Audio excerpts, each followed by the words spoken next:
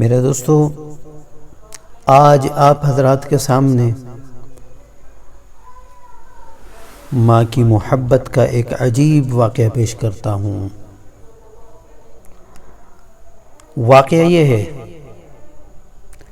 کہ حضرت سلیمان علیہ السلام کے زمانے میں دو عورتیں تھیں، چھوٹے چھوٹے ایک جیسے بچے اٹھائے ہوئے تھے، جنگل میں جا رہی تھیں۔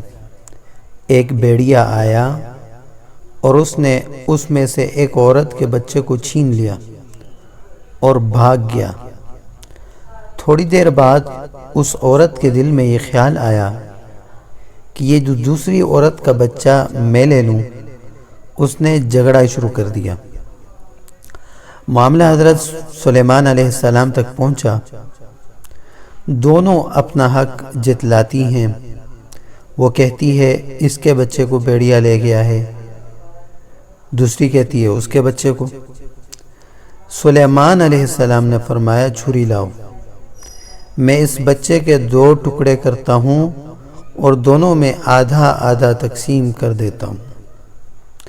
ان میں سے جب ایک نے فیصلہ سنا تو وہ کہنے لگی ٹھیک ہے، لیکن جب دوسری نے سنا تو رونا شروع کر دیا، کہنے لگی میرے بچے کے ٹکڑے نہ کرو،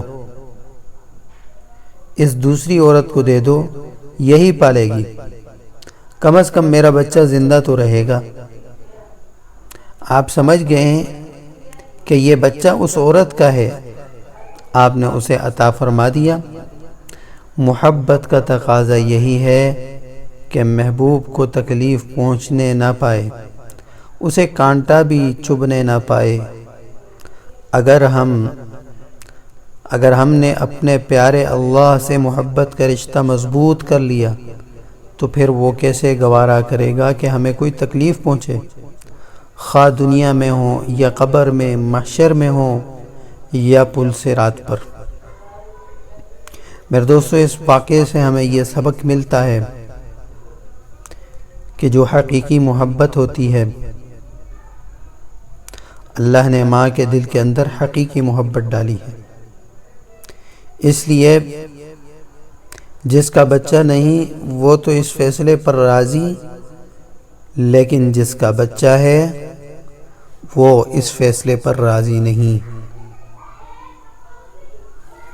تو ماں کو اللہ نے ایک عظیم منصب عطا فرمایا ہے۔